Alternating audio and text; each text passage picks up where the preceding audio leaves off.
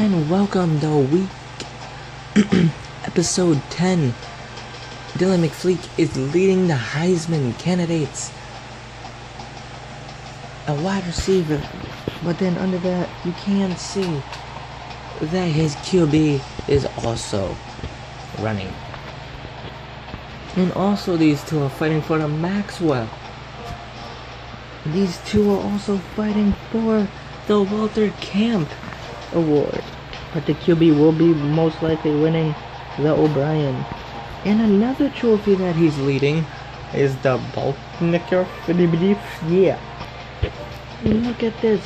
He's also leading the best return man, with 2 returning touchdowns for a kickoff and 2 touchdowns also on punt returning.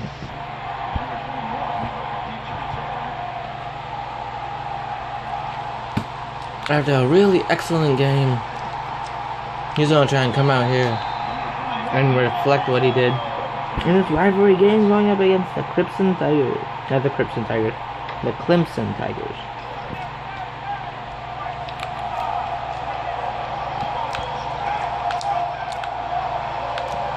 It's an ACC rivalry game, and he's trying to give him a block.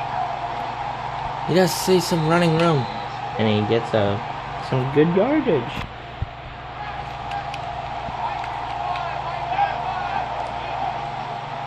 And right there, underhanded catch, and getting them 15 yards there.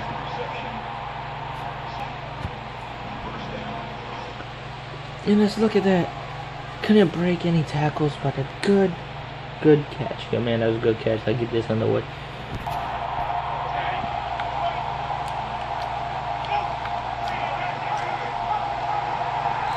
You see him working the corner to the outside, so he couldn't get any room if they ran his way. And right there, to try, and he's doing excellent at blocking, but look at that loss. In later news, actually, in award winnings, this wide receiver and QB are fighting for a few awards. And they're both very young players.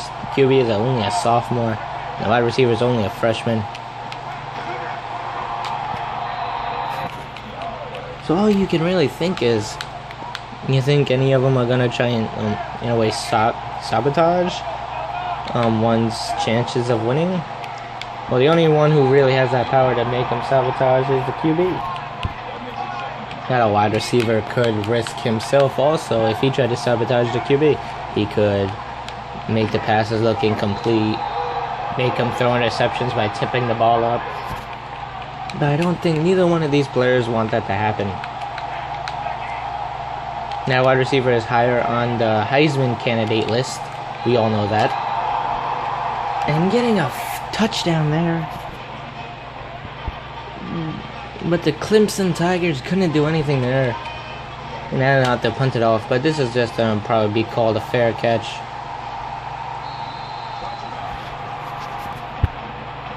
Now, talking to Dylan McFleek before the game, he actually said that he wants the team to wear the white pants until they win a game. And he wanted to call this game the curse of the white pants. And look at that! Wide receiver is breaking it.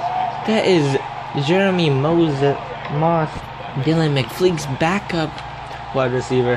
And as you can see, he is almost just as great. And throwing it way too deep. QB could have just got just a little too excited on that play. That happens. Just let it go. And right there, breaking one, but gets thrown down right away. Now, what do you see these two players' future? The QB maybe be a future NFLer?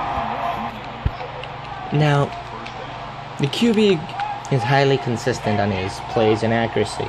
He's amazing at his accuracy. Like, I've never seen another QB be like that. Now, he could fit in somewhere in the NFL, I believe it. Now, the wide receiver, I see him 100% making it highly in that draft. And oh, what an amazing catch. To lean back with it and catch it. Let's see that again. And he just stands on it, flexing. He's loving it. He's loving the attention. Looks like he gave up on the play, but look at that. He just stretches out his back a few and gets the touchdown. Well, he is just filled with swagger, isn't he? And he's filled with a little more than swagger. Swagger can't bring you that much talent. It's just hard work and a whole lot of hours sweating at the gym and hours at practice. Now, I don't even remember how I finished my answer, but I definitely do see this wide receiver making it in the big leagues. And right there again, thrown deep and catching it. Number 17. Oh, gets him by the ankles. They just got burnt deep there, and the team is in the hurry up. Most dangerous team to ever be caught in the hurry up. And there's no flag thrown. Now they do get a touchdown. And now it is gonna be an interception on, well, not on, but for the defense on Georgia Tech. They get an interception now. They have excellent field position. And look what play they're running. Everyone's favorite play to see Dylan McFleek do. 60 choice. He is just dominant, and it's getting thrown out of bounds. Now I'm back to what I was saying, even though they're not doing that play anymore. He is highly dominant on that play. But we're also starting to see him dominant in the deep passes. And it's out of bounds. And then the hurry up. 3rd and 10. Looking for the first. Does he hit his man? He does hit the man. And they're doing 60 choice. If he gets a good break off here and goes to the right, you got a touchdown. And look at that. Just as I predicted, you go to the right, wide open, nobody there. And he's just loving this. That's all he does. Touchdown after touchdown, work after workout. And it comes through big there. The Clemson Tigers finally get a touchdown. Late in the second quarter. Looking for some blocks. Trying to do the spin move, but gets caught there. Well, it looks like, what you were talking about earlier is the curse of the white pants. And it looks like he broke that curse quickly in this one. Here's the coach talking to him. There's Dylan McFleek talking to some of his teammates. Now, he talked to some of the teammates, and they just say that he is a great work ethic. He gets everyone involved in the game.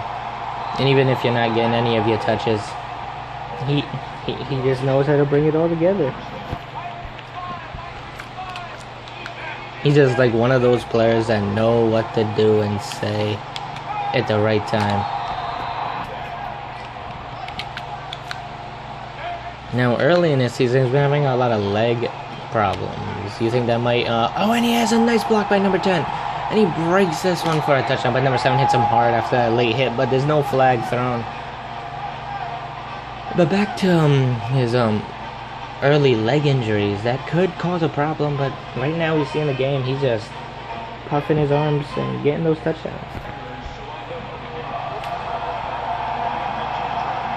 And looks like this is going to be... oh, to number 21. Now we do know that he's a dangerous returner. And look at that. But he couldn't straighten out his body to run all the way down the field.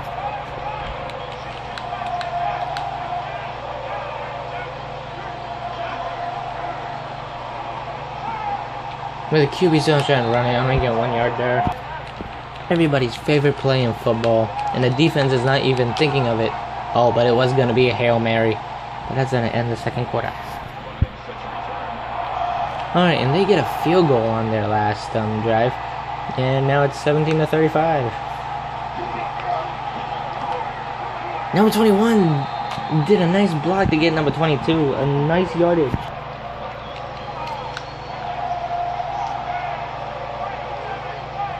Now, too bad we couldn't see this team going into the national championship this year.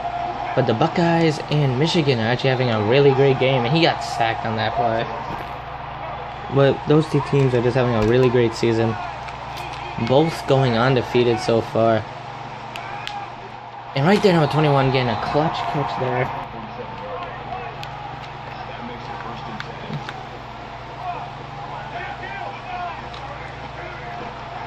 and throws it kind of almost behind him, but he does catch it. That was a nice play there. Uh-oh, it looks like the curse of the white pants is coming back to bite him. 35-24. Looking for them blocks. He gets them blocks. He feels this, and he only gets almost to the half-yard line. Oh, we saw this coming. They're bringing back in Dylan McFleek. He's a dangerous wide receiver. He got caught at the ankle.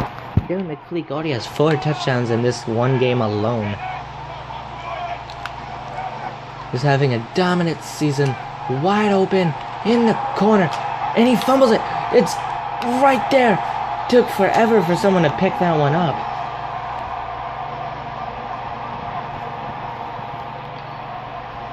And that's going to end the third quarter on kind of a sour note. He fumbled it there. And it looked like it was going to go out of bounds. And also looked like he was going to get up to actually catch it. There he is celebrating. Wow, this curse the white pants is really coming back. And he caught it. Clutch catch. 35-32. A really close game. They need a touchdown to close this game. And almost picked off. QB really needs to be careful how he's throwing. And oh my god, QB threw an interception. 35-35. They are in a really tight spot here. Number 22 getting a nice return there. Now they usually run it on this play, and we never really seen them throw it. And what? Oh! One-handed catch, breaking this for some excellent yardage and getting caught down. 56-yard reception, and that was just a clutch catch. He was determined on that one, also breaking a record. That was the most amazingest catch I've ever seen any player who's excellent in the clutch ever do in college football. Wide open, end zone, touchdown Dylan McFleek. And this just changes the whole entire eye level of the stadium, making this a 42-35 game, and they need a touchdown to stay alive in this one and go into overtime. And they couldn't pull it through. And it looks like the curse of the white pants was there, but never happened. And here's the play of the game. And he broke that one for a touchdown. And yeah, the late hit on number 7 gave him really excellent game here by the Yellow Jackets, getting a road game win after having a few of their last 2 road games being losses. And they thought they could pull it out and go into overtime, but they couldn't quite do it. So that's gonna wrap this game up. He's also player of the game, getting 5 touchdowns, 22 touches, and 395 yards.